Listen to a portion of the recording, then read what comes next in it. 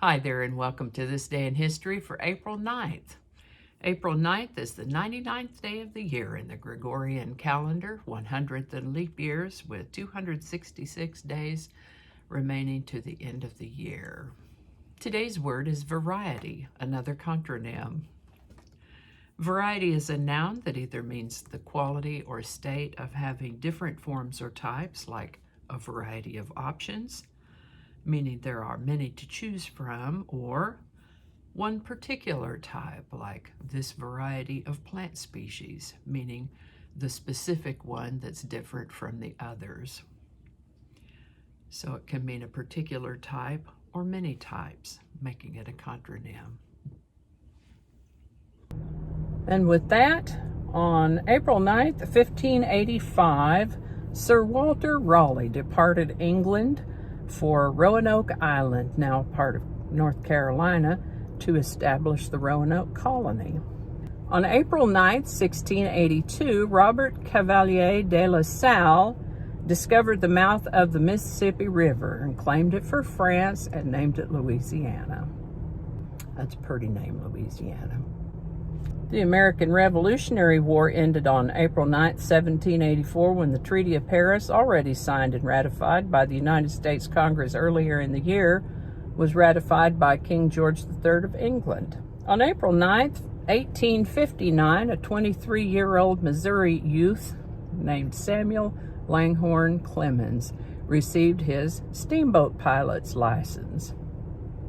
He wrote about his adventures on the river using the nom de plume Mark Twain.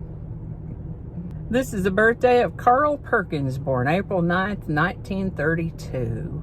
He was an American singer and songwriter, mostly recorded at the Sun Studio in Memphis, Tennessee. He was known as the King of Rockabilly. His music influenced the likes of Elvis Presley, the Beatles, Johnny Cash, Eric Clapton, and even Jimi Hendrix. Paul McCartney is said to have stated that if there had been no Carl Perkins, there would be no Beatles. Thank you, Carl Perkins.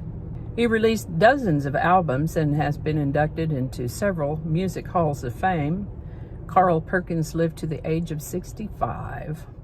On April 9th, 1959, the National Aeronautics and Space Administration, NASA, introduced America's first astronauts to the press. Scott Carpenter, L. Gordon Cooper Jr., John H. Glenn Jr., Virgil Gus Grissom, Walter Schirra Jr., Alan Shepard Jr., and Donald Slayton.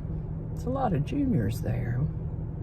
The 7 men, all military test pilots, were carefully selected from a group of 32 candidates to take part in Project Mercury, America's first manned space program.